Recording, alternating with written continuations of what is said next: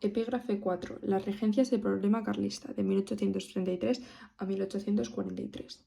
En 1833 muere Fernando VII y se nombra a María Cristina regenta hasta la mayoría de edad de Isabel, que era la hija de estos. Cea Bermúdez sigue como ministro y los liberales moderados se hacen con el poder. Al poco tiempo, Carlos publica el Manifiesto de Abrantes, donde declara nula la pragmática abstención y se proclama rey de España como Carlos V. La publicación de este manifiesto llevará a la sublevación de los carlistas en Talavera de la Reina, Bilbao y Vitoria, y al inicio de una guerra civil conocida como la Primera Guerra Carlista, que va de 1833 a 1840. El carlismo estará formado por los seguidores de Carlos María Isidro y sus descendientes desde 1833 hasta nuestros días. Su ideología defendía el absolutismo más acérrimo y se basaba en 4 grandes puntos. El primero, la alianza entre el altar y el trono, el absolutismo basado en el derecho de los reyes. El segundo punto, el legitimismo, defensa de la ley sálica. Tercer punto, foralismo, apoyo a los fueros navarros, vascos, catalanes, aragoneses, valencianos y mallorquines. Y por último, clericalismo, rechazo a la desamortización eclesiástica y a la primacía del catolicismo.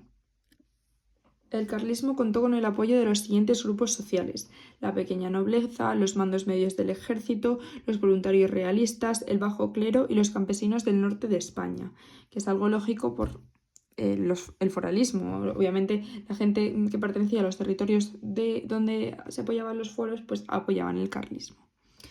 Geográficamente se impuso en las zonas rurales y nunca controló ninguna gran ciudad. Su capital se situó en Estella. Su principal zona de influencia estuvo en Navarra, el País Vasco, el Pirineo catalán y el maestrazgo aragonés valenciano, como os he dicho antes por el foralismo, y en general en la mitad norte de la península. Internacionalmente contó con las simpatías de los estados absolutistas como Austria, Rusia, Prusia y el Papado, pero nunca fue reconocido como gobierno legítimo de España. Los defensores de Isabel recibieron el nombre de liberales, cristinos o isabelinos. Se trata de un grupo muy heterogéneo formado por liberales y absolutistas moderados, aunque con intereses diferentes tenían en común la defensa de la monarquía parlamentaria, la supresión de los fueros y la desamortización eclesiástica.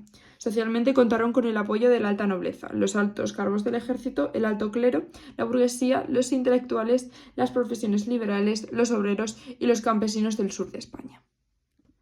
Su principal zona de influencia fueron las ciudades y el sur del país. Isabel II fue reconocida por todos los gobiernos del mundo como la legítima reina de España, pero los únicos que apoyaron de forma activa su causa, con tropas y dinero, fueron los países más democráticos como Inglaterra, Francia o Portugal. La primera guerra carlista fue, sobre todo, una guerra de guerrillas, y solo en la zona vasco-navarra y el maestrazgo pudieron los carlistas formar auténticos ejércitos. La guerra se puede dividir en 3 fases. La primera fase va de 1833 a 1835. Al mando de Zumalacárregui, los carlistas consiguen un gran número de éxitos iniciales, lo que lleva a que en 1835 Dos Carlos ordene la toma de Bilbao para controlar un puerto y una gran ciudad. Sin embargo, el asedio de la ciudad fracasa y Zumalacárregui muere en la batalla. La segunda fase va de 1835 a 1837. Los carlistas vuelven a asediar Bilbao con los mismos objetivos que en 1835, pero el ejército cristino, dirigido por Espartero, los derrota a las afueras de la ciudad. Se producen ahora grandes incursiones carlistas por toda la península en esfuerzo de extender la guerra por toda España. La más importante fue la del general Gómez en 1836, que siguió la ruta País Vasco, Galicia, Valencia, Cáceres, Sevilla, Madrid, País Vasco. El éxito de esta incursión hizo que don Carlos se propusiese tomar directamente Madrid. En 1837 el ejército carlista llega hasta la capital, pero don Carlos duda en último segundo y decide ordenar la retirada. O sea que ya habían llegado ahí a Madrid, pero don Carlos como que se medio arrepiente y dice que se den la vuelta. La tercera fase va desde 1837 a 1840. En 1839 los carlistas, agotados por la guerra, deciden rendirse. Se firma la paz, conocida como el Abrazo de Vergara, según el cual don Carlos renunciaba a sus derechos al trono, se mantenían los fueros vasco-navarros y se permitía a los carlistas integrarse en el ejército español. Era un poco como 50-50. A pesar de todo, desde el maestrazgo, Cabrera continuó la guerra hasta ser derrotado en 1840. Las consecuencias de la guerra fueron las siguientes: ruina económica, abundantes pérdidas humanas, exilio de los carlistas más fanáticos y odio entre ambos bandos. Este resentimiento perduró durante casi un siglo y eso explica las otras dos guerras carlistas que tuvieron lugar en el siglo XIX y el apoyo carlista a Franco en la Guerra Civil de 1936. Mientras la guerra tenía lugar y dada la minoría de edad de la reina, el gobierno estuvo inicialmente en manos de su madre, María Cristina, nombrada regente entre 1833 y 1840. María Cristina era tan absolutista como Fernando VII o Carlos María Isidro, pero se vio obligada a apoyarse en los liberales, especialmente en los moderados, y a conceder a regañadientes algunas libertades. Entre 1833 y 1834, Cea Bermúdez fue el jefe de gobierno y se negó a cualquier reforma política. Sin embargo, la presión popular y militar ante los fracasos de la guerra le obligaron a dimitir, lo que llevó al gobierno conjunto de Martínez de la Rosa y el conde de Toreno, que duró este gobierno conjunto desde 1834 hasta 1836. Ambos políticos decidieron crear una especie de constitución para calmar al pueblo y redactaron el Estatuto Real de 1834, basado en el existente que ya había en la Francia de Luis XIII. Este estatuto contaba con 50 artículos y daba casi todo el poder al rey. Sin embargo, aceptaba la existencia de unas cortes con un poder legislativo muy reducido y divididas en dos cámaras. El estatuto de procuradores, que era el Congreso, elegido por sufragio censitario, que eran 16.000 electores, y el estatuto de próceres, el Senado, que era elegido por designación real y tenía puestos vitalicios, y con la capacidad de veto respecto a las leyes elaboradas por los procuradores. Es decir, el rey elegía a unos, el pueblo elegía a otros, pero es que los que elegía el rey podían vetar a los que elegía el pueblo. Este estatuto no era del gusto ni del pueblo ni de los progresistas, que exigían la vuelta a la Constitución de 1812. Además, Toreno también se negaba a realizar cualquier reforma de la hacienda que obligase a pagar impuestos a los privilegiados.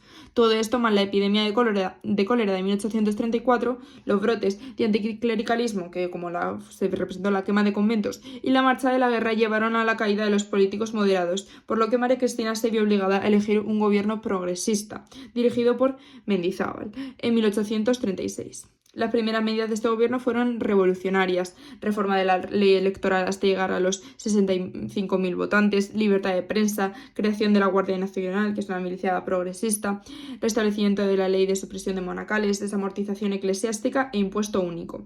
María Cristina no podía aceptar estas reformas y cesó a Mendizábal, nombrando como ministro a Istúriz, otro moderado.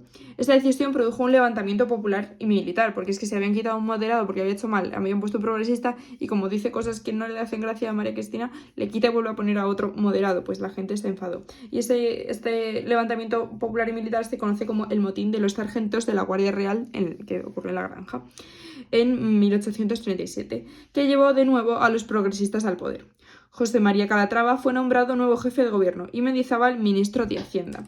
Este equipo de gobierno fue responsable de una amplia serie de reformas. Se creó una constitución nueva, la de 1837, cuyos rasgos principales son: soberanía nacional, importante declaración de derechos individuales, poder ejecutivo fuerte, la corona puede vetar leyes y disolver las cortes, poder legislativo mixto, en las cortes viene el rey, cortes bicamerales con un senado elegido por designación real y poder de veto y un congreso elegido por sufragio censitario amplio, 635.000 votantes, y los ministros elegidos por el rey, pero aprobados por las Cortes. La legislación ordinaria consistía en la puesta en vigor de la Ley de Cádiz y el trienio, que pues en epígrafe anterior ya hemos visto, pero recuerdo: abolición del régimen señorial, abolición del mayorazgo, fin del diezmo, que se creó un impuesto de culto, reforma de la hacienda, que eran impuestos para todos, y desamortización de las tierras de la Iglesia. Esta última medida fue la más importante y ha pasado a la historia con el nombre de la desamortización de Mendizábal. Su objetivo inicial era la venta de todos los bienes de la Iglesia para pagar la inmensa deuda del Estado. Las ventas se realizaron entre 1836 y 1844 y afectaron al 62% de las posesiones eclesiásticas, recaudándose 3.447 millones de reales. Las tierras se vendían en subasta pública, llegando a aumentar hasta un 220% su precio inicial, que esto no significa su valor, ahora lo veremos. El pago consistía en el 20% del valor y el resto en plazos.